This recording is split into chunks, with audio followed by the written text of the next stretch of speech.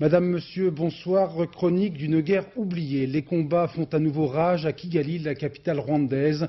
Des bombardements provoquent un nouvel exode dramatique de la population civile réfugiée dans des camps de fortune. Nos envoyés spéciaux, Éric Monnier et Pierre-Laurent Constant, ont pu effectuer une reconnaissance macabre dans ce pays martyr, accompagné ou plutôt guidé, entre guillemets, par un officier Tutsi.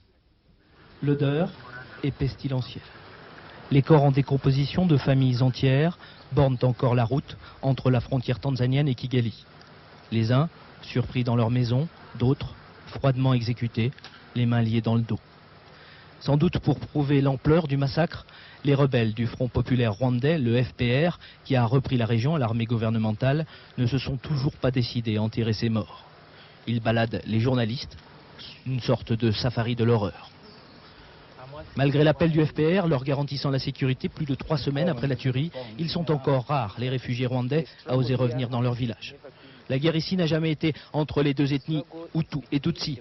La guerre ici oppose les démocrates aux dictateurs qui ont commis ces massacres que vous voyez.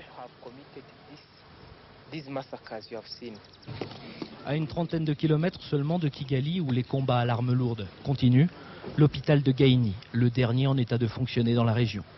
Médecins du Monde y a ramené une équipe chirurgicale, aussitôt la fin du massacre. On y croise aussi les premières missions exploratoires du Comité international de la Croix-Rouge qui tente d'évaluer la situation. À l'hôpital de Gaïni, les patients sont souvent très jeunes, principalement d'ethnie Tutsi.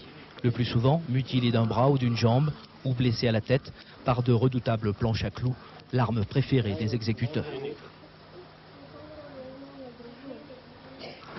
J'ai essayé de fuir avec ma famille, mais les miliciens m'ont tiré une balle dans la jambe. Dans ma famille, tout le monde a été tué. Ils voulaient tuer aussi les enfants Tutsi, surtout les garçons, pour les empêcher plus tard de se venger.